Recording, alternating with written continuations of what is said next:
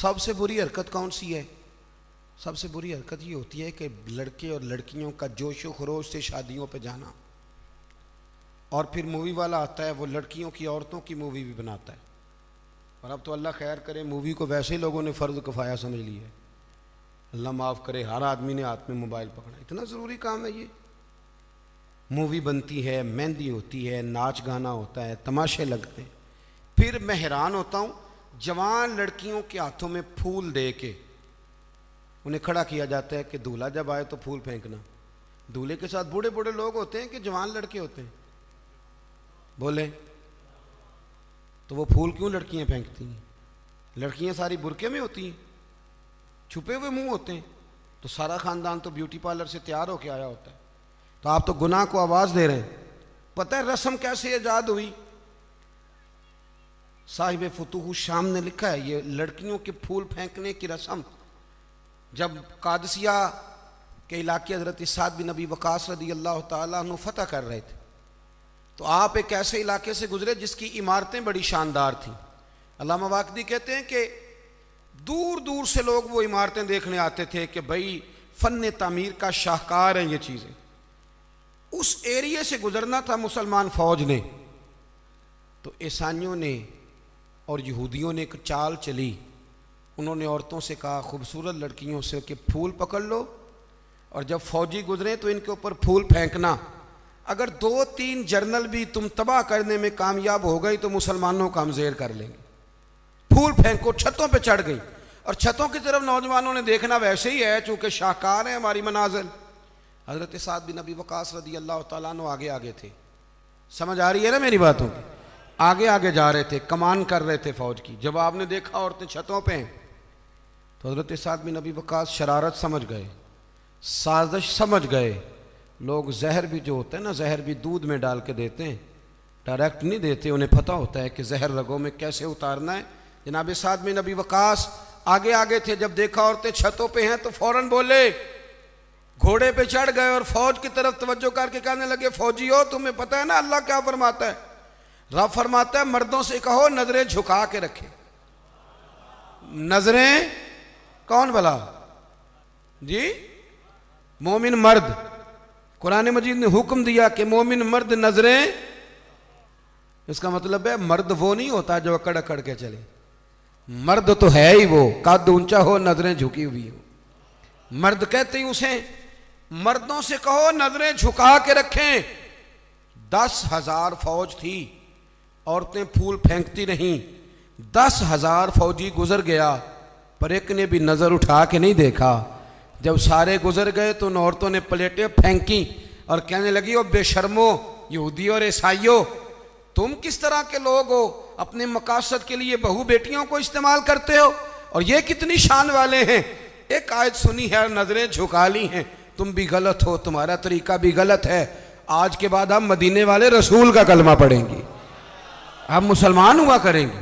اور ہمارے ہاں شروع انہوں نے کی تھی، اور اللہ خیر فرمائے رنگ ہم نے پکڑ لیا اس کا۔ ہمارے ہاں عورتیں پھول پھینکتی، بزرگ نہیں پھول پھینک سکتے، نوجوان نہیں پھینک سکتے، خدا کا خوف کریں۔ اور پھر مرد عورتوں کا اختلاط ہوتا ہے، اور پھر اس سے آگے شادی کے بے پناہ خرچے، بے پناہ قرضہ اٹھا کے شادیاں کرتے ہیں۔ نکاح میں تو 2 آدمی جائیں گے، 2 جوڑے جائیں گے، اور میں آپ کو ایک شرعی حکم بتاتا ہوں، آپ کا سگا بھائی ادھر دیکھو میری طرف، سگا بھائی اپنے بیٹے کی شادی پہ اگر آپ کو نہ بلائے تو اس سے ناراض ہونا جائز نہیں۔ تسی تے میرے نال بھی ہو گیا، او بھائی سگا بھائی بھی اگر اپنے بیٹے کی شادی پہ نہ بلائے تو اس کی مرضی ہے، نہ بلائے چاہے نہ بلائے، اس سے ناراض ہونا جائز۔ تو آپ کو تو منگنی میں نہ بلائیں تو ناراض ہو جاتے، اور اگر کوئی کارڈ بھیج دے نا صرف ولیمے کا، کہنے نے ولیمے تے بھی وہی جان گئے جڑے جانج نال گئے سن، اسی صرف ولیمے تے، بھئی فرض ہے آپ کا جانا، ہاں حضور نے حکم دیا ہے کہ ولیمے کی دعوت دے تو ضرور جایا کرو، لیکن اس کے اتنے زیادہ خرچے ہم نے کر دیے، ہمارے بچے، اب ناراض نہ ہونا، گناہ اس لیے عام ہو گیا کہ ہم نے نکاح مشکل کر دیا، نکاح مشکل ہو گیا۔ اگر ہم اس کے اخراجات کم کریں، میں شادیاں دیکھتا ہوں مجھے لگتا ہے اتنے پیسوں میں 6 شادیاں ہو سکتی ہیں، قرضہ اٹھا کے شادی کر لی، 15 دن نہیں گزرتے تو پیسے لینے والا آ جاتا ہے، وہ کہتا میرے تو رکھنا پہلے. تو اب وہ بچہ بیچارہ اس نے کیا شادی کے بعد خوش رہنا، وہ تو قرضے ادا کر رہا ہے، گھر میں لڑائی پڑی ہوئی، 1 مہینہ پورا بی زیور نہیں بیچاری پہن سکتی، وہ سارا قرضے میں چلا جاتا ہے. غلط کام کرتے ہیں ہم. سنو، حضرت عبد الرحمن ابن عوف رضی اللہ تعالیٰ، صحابہ میں سب سے امیر آدمی، سب سے امیر. یہ بخاری میں حدیث ہے، فجر کی نماز نا انہوں نے نبی کریم علیہ السلام کے پیچھے پڑھی، سفید کرتا پہنا تھا تو اس کو زرد رنگ کا داغ لگا ہوا تھا. توجہ ہے نا میری بات؟ سفید کرتا اور زرد رنگ کا داغ. نبی پاک صلی اللہ علیہ وسلم نے کہا یہ عبد الرحمن یہ کیا ہے؟ عرض کی یا رسول اللہ میں نے رات کو نکاح کیا تھا، خوشبو لگائی تھی تو وہ داغ رہ گیا. حضور نے تو کوئی اس پہ اصرار نہیں کیا کہ یار اتنے امیر آدمی کی شادی مدینے میں پتہ ہی نہیں چلا، کسی کو خبر ہی نہیں. یہاں غریب بھی باز نہیں آتا، وہ بھی کہتا ہے میری ناک جو ہے وہ کٹ جائے گی اگر میں نے کروڑوں روپیہ نہ لگایا، تو جب پیسے لینے والے آئیں گے پھر کٹ جائے گی کہ چھوٹی ہو جائے گی مزید. مہربانی فرمائیں، آپ کس چکر میں پڑے ہوئے؟ حضور نے کیا فرمایا؟ نبی کریم صلی اللہ علیہ وسلم فرمانے لگے نکاح کر لیا تو ولیمہ ضرور کرنا، چاہے 1 بکری ہی ذبح کرو. تو اپنے گھروں کے اندر سکون کا ماحول قائم کریں، شادی اور بیاہ کو حضور کی سنت کے دائرے میں لے کے آئیں. یہ وفاداری کا رشتہ ہے، یہ خلوص کا رشتہ ہے. اس رشتے کو خلوص والی منازل کی طرف لے کر کے جائیں. بیوی خیال کرے کہ مجھے اپنی خامن کی خدمت کرنی ہے، خامن خیال کرے کہ مجھے بیوی. میں اکثر کہا کرتا ہوں، میں کہتا ہوں کہ اگر آپ بیوی کے ماں باپ کی عزت کریں گے تو وہ بھی آپ کے ماں باپ کی عزت کرے گی.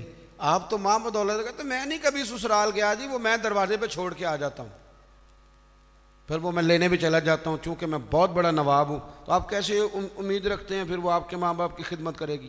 سنیں 2 باتیں عرض کرتا ہوں، بات ختم کرتا ہوں. سیدہ طیبہ طاہرہ حضرت ختیجۃ الکبریٰ رضی اللہ تعالیٰ.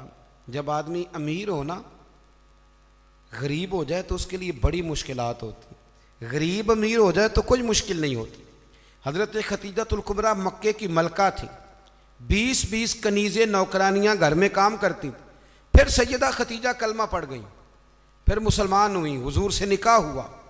اگرچہ حضور نے اعلان نبوت بعد میں کیا، لیکن حضرت ختیجۃ الکبریٰ رضی اللہ تعالیٰ عنہ کہتے ہیں میں تو اسی وقت یہ کلمے کا معنی جو میں نے بیان کیا یہی سمجھ لیں، میں تو اسی وقت ہی سمجھ گئی تھی جب میرے غلام نے آ کے بتایا کہ بادل کے ٹکڑے سایہ کرتے ہیں، درخت ان پہ جھکتے ہیں. فرماتے ہیں میں تو اسی وقت ہی محبوب کی غلامی میں آ گئی.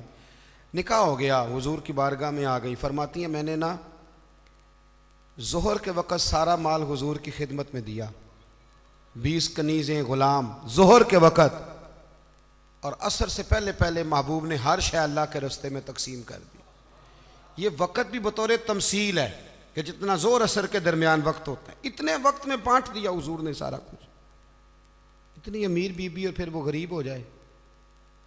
حضرت ختیجہ نے پھر وہ وقت بھی دیکھا کہ آپ کے کپڑوں کو 20 پیوند لگے ہوتے تھے، 20. پہلے کبھی پانی کا پیالہ اٹھ کے نہیں پیا، پھر گھر میں جھاڑو بھی دیتی تھی، پھر گھر کے سارے کام کرتی. ایک دن نا مسند امام احمد میں موجود ہے، کھانا پکا کے نا حضرت ختیجۃ الکبریٰ کھانا پکا کے باورچی خانے سے نکلی تو کپڑے سارے پیوند سے بھرے ہوئے، پاؤں مبارک پر بھی گھر کے کام کاج کی وجہ سے بہت ساری چیزیں لگی ہوئی، پیر چوم رہی ہیں بہت ساری چیزیں. حضرت ختیجہ باورچی خانے سے کھانا پکا کے نکلیں اور جب محبوب کریم کے سامنے رکھا تو حضور مسکرانے لگے، غور سے سیدہ کا چہرہ دیکھنے لگے. یا رسول اللہ کیا ہوا؟ تو محبوب فرمانے لگے ختیجہ آپ کے آنے سے پہلے جبریل آ گئے اور وہ عرض کر رہے تھے یا رسول اللہ ختیجہ کھانا لے کے آ رہی ہے اور جب وہ آ جائے تو اسے اس کے رب کا سلام کہہ دیجئے گا.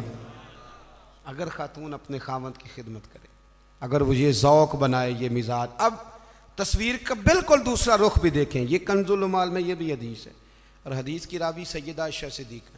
بس بات ختم کرنے لگا ہوں. سیدہ عائشہ صدیقہ کہتی ہیں دوپہر کو حضور آرام کرتے تھے، کھانے کے بعد لوگ ملنے نہیں آتے تھے. پر ایک دن نا ایک بوڑھی اماں آ گئی. اس نے جب دروازے کے سامنے آ کے وہ بولی تو حضور جلدی سے اٹھے، خود دروازہ کھولا، کھانا کھلایا، کھجوریں دی، سرکہ دیا، پیار کیا، محبت فرمائی. حضرت عائشہ صدیقہ رضی اللہ تعالیٰ عنہ کہتی ہیں یہ میں نے انفرادی رنگ دیکھا، باقی ہر ایک سے شفقت کرتے تھے، پر یہاں میں نے حضور کا انداز جداگانہ دیکھا۔ جب جانے لگی تو حضور نے تحائف بھی دیے۔ میرے دل میں خیال آیا حضور اب جائیں گے، رات کو واپس آئیں گے تو پوچھوں گی کہ یہ اماں کون ہے، لیکن محبوب تو لیٹ گئے۔ کہتے میں قریب گئی، قدموں میں بیٹھی، میں نے کہا یا رسول اللہ یہ کون تھی خاتون، آپ نے بڑا ہی پیار کیا۔ کہتی حضور اٹھ کے بیٹھے تو آنکھوں میں آنسو تھے۔ میں نے کہا یا رسول اللہ کیا ہوا؟ تو محبوب فرمانے لگے عائشہ یہ نا میری پہلی زوجہ سیدہ خدیجہ کی سہیلی تھی، یہ جب ہم مکے میں رہتے تھے تو یہ آیا کرتی تھی، خدیجہ کھانا بھی کھلاتی تھی، پیار بھی کرتی تھی، تحفے بھی دیتی تھی۔ آج جب یہ لوٹ کے دوبارہ آئی ہے تو خدیجہ کی یادیں تازہ ہو گئی، میں نے اسی طرح وقت دیا ہے، کھانا کھلایا ہے، تحائف دی ہیں، اور حدیث کا آخری جملہ حسن العہد من الایمان۔ محبوب فرمانے لگے وعدے، عہد اور رشتے اچھے طریقے سے نبھانا یہ بھی ایمان کا حصہ ہے، تعلقات اچھے طریقے سے نبھانا یہ بھی ایمان ہے۔ بہت فکر کے ساتھ شریعت کے دائرے کے اندر رہ کے نکاح کیا جائے۔ دیکھیں کسی کے دیندار ہونے کا پتہ ہی تب چلتا ہے جب اس کے گھر میں کسی کی شادی ہوتی ہے، محفل میں تو سارے نیک ہوتے ہیں، تبھی تو پتہ چلتا ہے کہ اب اس کا دین سے کتنا رشتہ ہے۔ شریعت کے دائرے میں رہیں، نکاح کو آسان کریں۔ پھر اگلی جو بات ہے وہ یہ ہے کہ محبوب کریم کی شریعت اور سنت کے مطابق ہمارے ہاں طلاقیں بہت زیادہ ہو رہی ہیں۔ اس کی بنیادی وجہ یہ ہے کہ ہم طلاق کے مسائل نہیں سیکھتے، اس کی ہمیں ضرورت ہے۔ جب آپ شادی کریں حیض و نفاس کے، طلاق کے مسائل، ان چیزوں کو سیکھ لیں تاکہ بعد میں کوئی دشواری نہ ہو۔ بعد میں پوچھنے آتے ہیں کہ مولانا اب یہ کر لیا ہے تو اب کیا کروں، تو میں کہتا ہوں یہ کبھی تھوڑا سا کسی مولانا سے پہلے بھی رابطہ رکھ لیتے نا، اتنے فضول خرچے ہوتے ہیں۔ اور جب نکاح میں حق مہر کی باری آتی ہے نا تو کہتے ہیں شرعی رکھ لو، میں نے کہا باقی سارے کام غیر شرعی، اور حق مہر شرعی۔ حق مہر شرعی یہ ہے کہ جتنا لڑکا دے سکے۔ ایک صحابی نے اپنی بیوی کو حق مہر میں پورا باغ بھی دیا تھا، جتنا کوئی، یہ کوئی نہیں ہے 32.5 روپے پتہ نہیں کہاں سے نکل آئے ہیں، کوئی ان کا تعلق نہیں ہے، جتنا خامد حق مہر حیثیت ہو اتنا دے۔ اور مولا علی شیر خدا رضی اللہ تعالیٰ عنہ فرمایا کرتے تھے جس کو دائمی بخار ہو اترے نہ، کسی بیوی کے پاس اگر حق مہر کے پیسے پڑے ہوں تو برکت والے ہوتے ہیں، ان سے پیسے لے کے، چاہے بعض علماء کہتے ہیں اس کا یہ معنی بھی کر لو کہ اپنی جیب سے دے دے، حق مہر والے متبرک ہیں وہ لے لے، کہتے تھے ان پیسوں کا شہد خرید کے پیو، پرانے سے پرانے بخار میں بھی اللہ شفا عطا کر دے گا، اس لیے کہ وہ برکت والے پیسے ہیں۔ میں دعا کرتا ہوں اللہ ہماری اس عزیز پہ کروڑوں رحمتیں فرمائے، اللہ کریم ان کی زندگی کے سارے معاملات میں آسانی فرمائے۔ آپ کی محفل اگر جاری رہے گی بڑی اچھی بات ہے، محفلیں تو سرکار کی ہیں۔